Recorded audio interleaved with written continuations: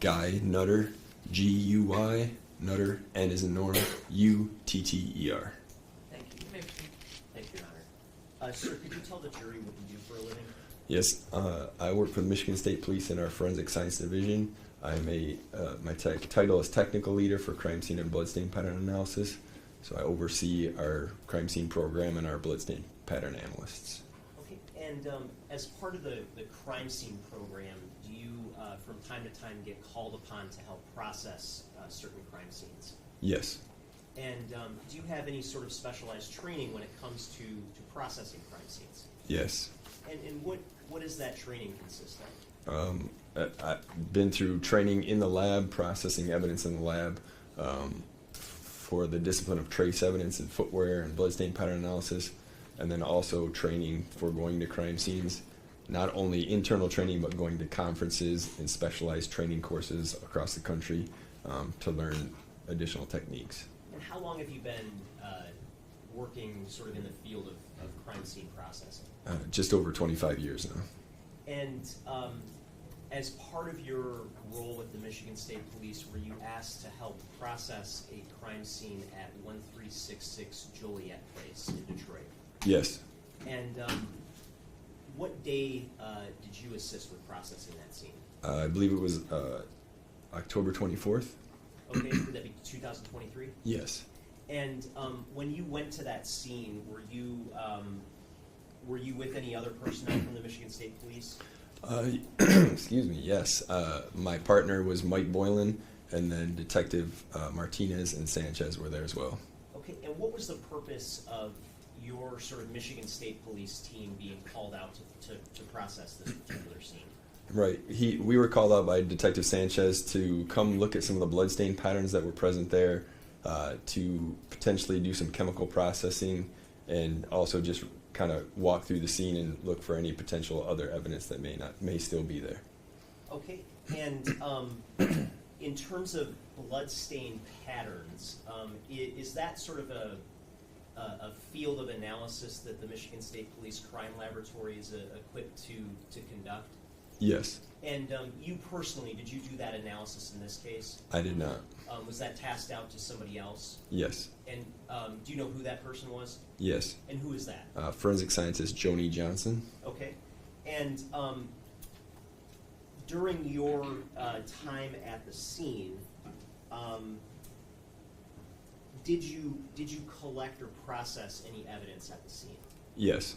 And let's start with biological evidence. Was there any sort of biological evidence that you processed at the scene? Yes. And what was that evidence? Yeah, so there was blood on the floor in the entryway, down a hallway, on the wall in the hallway, into the living room, and around the furniture in the living room. There was also some in a stairway that went down to the lower floors. Okay.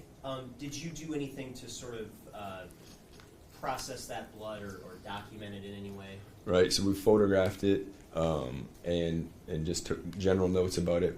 Did not collect any of the blood stains because a lot of them had already been previously collected by the other agencies that had processed the scene. Also just examined the blood stains and photographed them in detail for a potential future bloodstain pattern analysis. Okay, and I'm holding what's been marked as proposed Exhibit 14, a disc. Is it your understanding that the photos that were taken back on October 24th are contained on this disc? Yes, if it's got our markings and our laboratory number on it, yes. And do those photos fairly and accurately depict your sort of observations at the scene that day? Yes. And would that include photos that would be used for sort of future bloodstain pattern analysis? Yes. Okay. With that, Your Honor, I move to admit proposed Exhibit 14. No objection. People's 14 will be admitted and be published. And I'm not going to walk through it because I think it's duplicative of what will be hard to see. But just to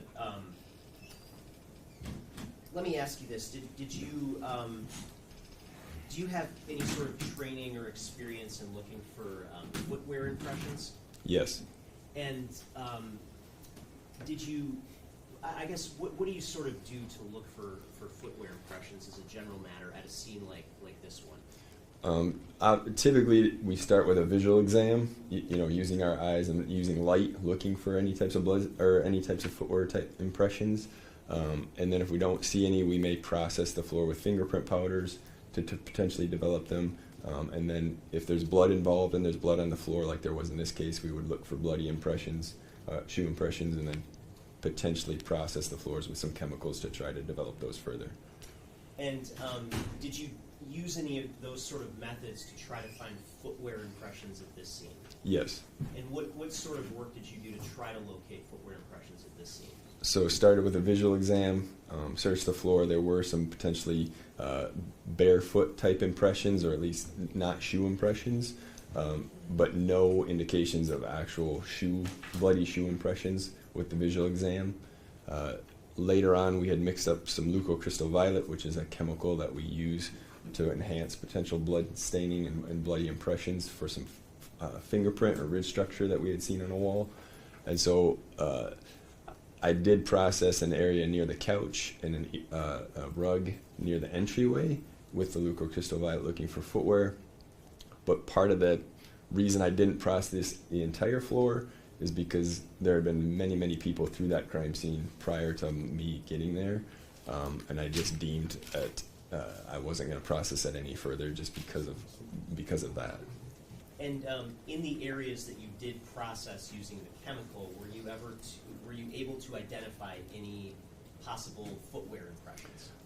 Not really. There was an area near the entryway where there was some kind of smudging that looked like it could be some type of shoe impression, but the detail was really, really bad, so I didn't bother photographing it or collecting it any further. Okay, and so was it that area? Was there anything useful that could have been developed from that area? No. Okay. Now, are you familiar with the field of forensic science known as trace evidence? Yes. And what does that field just kind of consist of in general? Yeah, trace evidence is mostly small type evidence. So the typical types of evidence that we would look at in trace evidence: fibers, glass, paint, footwear and tire impressions, explosive residues, and a lot of different other types of evidence, analyzing it using microscopy, chemical analysis, and things like that. And I know you already mentioned we already walked through the footwear impression work in terms of that field. Was there anything else within the field of trace evidence that was done in terms of processing this scene? Yes. And what was done? Yeah, so I tape lifted the couch, or my team and I tape lifted the couch to collect any potential trace evidence off of the couch in case somebody was sitting there. We might have some trace evidence that was there from them. Okay, and were you able to, based on the tape lifts, were there any fibers or anything that was recovered from the tape? I don't do that. I just tape lift it, and then it's submitted to the laboratory where it may be analyzed depending on the case scenario if it's warranted. Okay, and do you also have training and experience when it comes to the field of developing latent prints? Yes. And what is a latent print? We refer to latent prints as fingerprints, anything with ridge structure, palm prints, barefoot impressions as well. We're looking for those a lot of the times at crime scene, doing similar to footwear, visual exam, using some powders to possibly develop any, and then also chemical processing.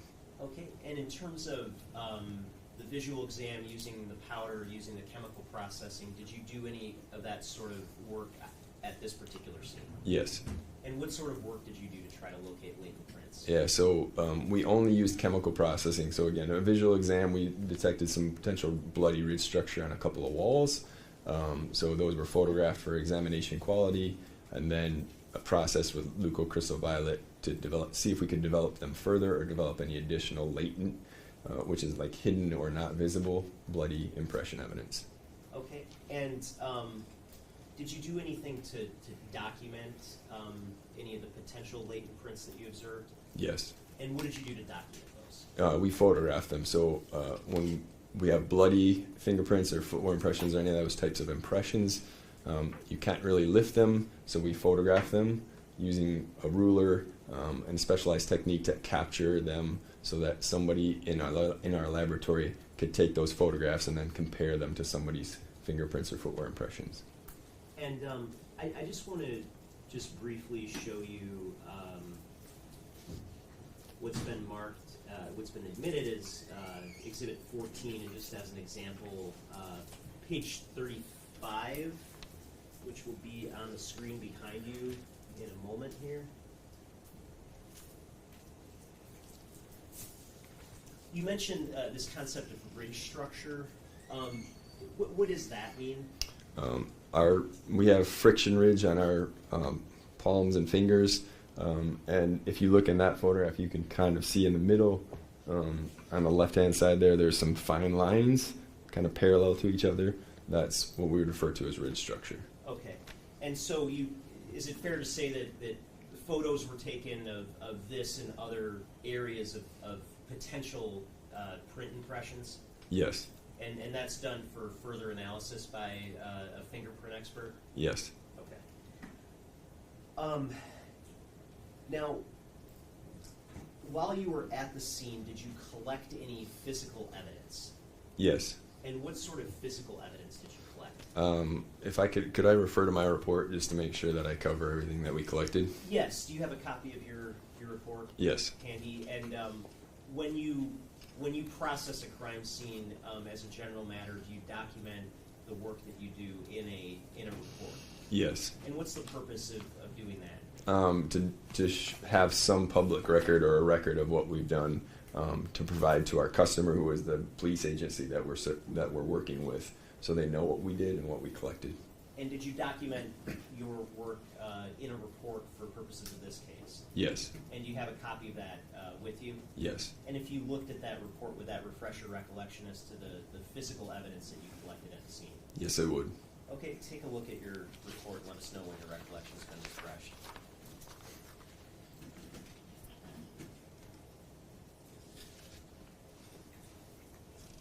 Okay. Okay, so do you recall the physical evidence that was collected at this particular scene? Yes. And what was the physical evidence that was collected? I collected a date container, so near the couch there was a plastic container of dates. So I collected the date container. There were some date pits that were also in there, so I collected those as evidence. There was a banana on the arm of the couch that had been partially eaten, so I swabbed the partially eaten portion of it and then packaged the banana as well. So I took those tape lifts from the couch to collect any trace evidence off of the couch.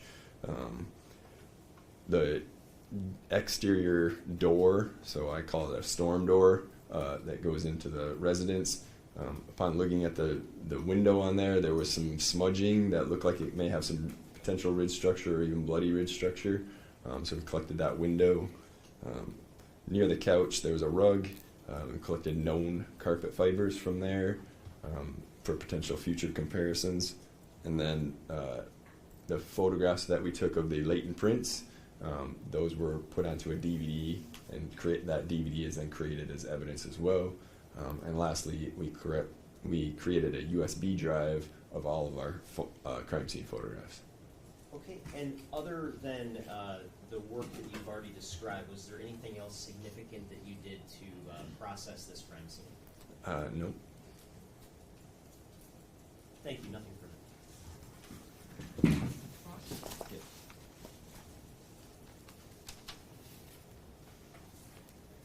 Good morning. Is it Trooper or? Just Mr. Okay, Mr. Good morning to you too. Good morning. Now, you were directed to go process this scene for evidence at 1366 Joliet, correct? I wouldn't call it directed, but requested. Requested, okay, fair enough. And you indicated that you processed or you observed some blood on the steps or stairs leading to the basement? Correct. Okay. You didn't photograph this though, correct? It had already been photographed, and it was captured in our 360 photographs. Okay, so the answer is no? No, we photographed it. Okay. It's not depicted in exhibit number 14 though, correct? You would be able to visualize it in some of the photographs that we took. I did not specifically photograph the specific stairs, but in our 360 photographs, you can visualize the stairs and see the blood staining on them. Okay. If we can just possibly just scroll through exhibit number 14. I don't use 60 frames. Okay. They don't go in power. Okay. Fair enough. Now, did you process the actual basement? No. Okay. Were you ever requested to go process the basement? Not specifically, but I could have had I chosen to. Okay, and you made the choice not to go down there, correct? Correct. Okay. So you don't know whether or not there could have been blood drops in the basement, correct? There could have been, but I would expect the agency or our detectives would have told me that there was blood in the basement as well, and I was specifically focusing on the main level. Okay. But if they didn't process the basement either, they probably wouldn't be in a position to tell you there's blood down there, correct? Okay, may I explain a little further? Would that be a fair statement? If they did not process the basement, then they might not be in a position to tell you that there might be blood down there, correct? Correct. Okay, thank you. Now, you also indicated that you didn't do a full processing for foot impressions or shoe impressions throughout the apartment? I didn't use leucocrystal violet in the whole apartment. Okay, and the reason you stated that is because many people were coming in and out of this apartment, correct? That's part of the reasoning, yes. Okay, so just to be clear, the scene was somewhat tampered with, and it prohibited you to do a thorough analysis of shoe prints in that particular apartment, correct? Would that be a fair statement? That's not a fair statement. Okay. But just to be clear, let's back up a little bit. Just to be clear, you indicated the reason why you couldn't do a thorough or a full analysis in order to determine if there were footprints is because you felt that a lot of individuals were coming in and out of this apartment, correct? That is part of it, yes. Okay. And I guess, and from your opinion, their feet would not have been covered when they entered this particular scene, thus giving impressions of shoe prints from individuals which could throw your analysis off, correct? Would that be a good summary? It would, if their impressions were there too, it would hamper the ability to detect any other impressions, yes. Okay, and that's one of the reasons why you did not do a thorough analysis, correct? That is one of the reasons, Okay. yes. Okay, thank you. Now, you also indicated that you did latent prints, correct? My partner did most of the latent prints at this particular scene. Okay. Do you know if your partner was requested to do latent prints upstairs on the top floor? Again, our focus was the main floor of the apartment, so we did not go Okay. upstairs because the scene had been previously processed by other agencies. Okay. Were you ever aware that there were allegations that some drawers on the top floor were disturbed? I believe they did tell us that, yes. Okay. Did you take latent prints of those suspected drawers that were disturbed? I did not because we were specifically there looking for the bloody impressions because another agency had already processed the scene for latent prints. So that's a no, right? So that's a no, you didn't do it, just to be clear, right? We did not Okay. process it with powder for latent prints, correct? Okay. And I guess after you retrieve latent prints, they then go off their process, correct? They're sent to the lab potentially for analysis. And you indicated that they're then compared to someone's known sample, correct? Correct. Okay. Were you ever requested to retrieve latent prints from an ADT screen? No. Okay. Were you ever requested to retrieve latent prints from a computer upstairs? No. Okay. Were you ever requested to retrieve latent prints from a vibrator? No. And again, we were there to process for bloody prints, not latent prints. Fair enough. Were you aware of all the areas that the other agencies process for latent prints? No. Okay. And you also indicated that you have some discretion on areas that you process, correct? I have total discretion. Okay. Wouldn't it be beneficial to know other areas that were processed or not processed so that you can possibly fill in those gaps? Yes or no? Would that be beneficial? Can you repeat the question? Would it be beneficial to know other areas where other agencies process, so if they missed an area, you could potentially fill in that gap? Would that be beneficial to know that information? It could be beneficial. You say it could be? Yes. So it also could not be, in your opinion? Again, I'm going to restate what I've said before, sir. I was there to process for specific types of evidence and was under the impression that another agency had processed the entirety of their other scene, the rest of the scene. Okay. But knowing whether or not that actually happened, it could be beneficial so that you can do a thorough analysis and make sure no stone is left unturned, correct? It could be beneficial. Okay. Is it customary for you to, ask sometimes, hey, has this been processed or has that been processed? In this situation or just in general? I know it didn't happen in this situation. I'm saying just in general, is it customary for you to ask? It's not customary for me to respond to scenes that have already been processed, so this is kind of an unusual circumstance. And so I would typically ask, hey, who's processed this? All right, they've processed the entire scene, and you're expecting me to do these specific things, and I focus on those areas. Okay, so you would ask who has processed this. Would you ask them, what did you process? I don't understand what you're asking. Okay, you said typically, if you respond later, you would ask who has processed the scene, correct? I asked that before I went to the scene. Okay, but you just didn't ask, which areas they were processed. You just assumed things, correct? That'd be fair? I didn't assume anything. Okay, but you assumed that the whole area was processed, though, correct? Yes, that the scene was processed previously. Okay. The entire scene, from top to bottom, correct? Correct. Okay.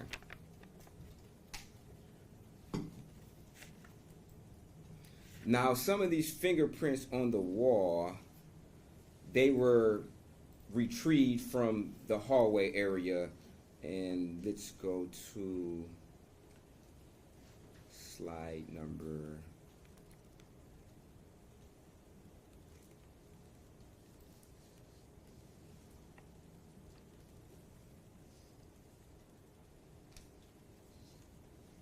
hard to see. If you can go to exhibit number 10, slide number 251.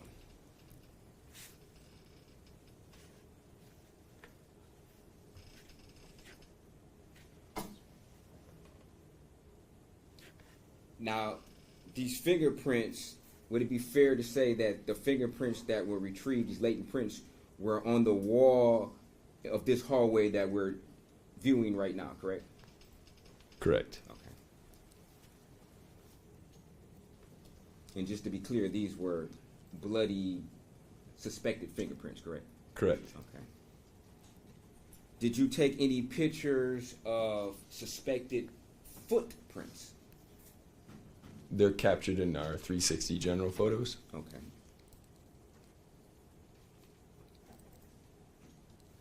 Is there a particular reason why you did not, exclude or include those pictures in, a PowerPoint slide versus only including them into a 360 viewpoint, if that makes sense? It doesn't quite make sense. I provided those photographs to the Okay, fair enough. the agency and the prosecutor. So you don't know, okay, that's fair, that's fair, that's fair.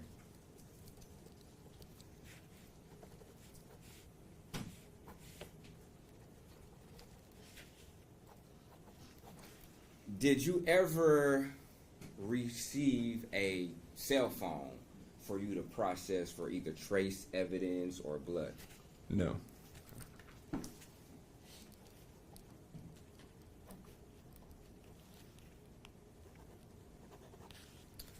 Thank you, sir. No further questions.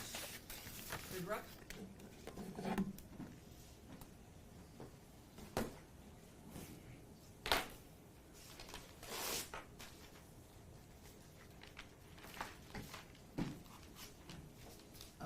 Sir, just briefly, are you familiar with the process that's used to swab a surface for possible touch DNA?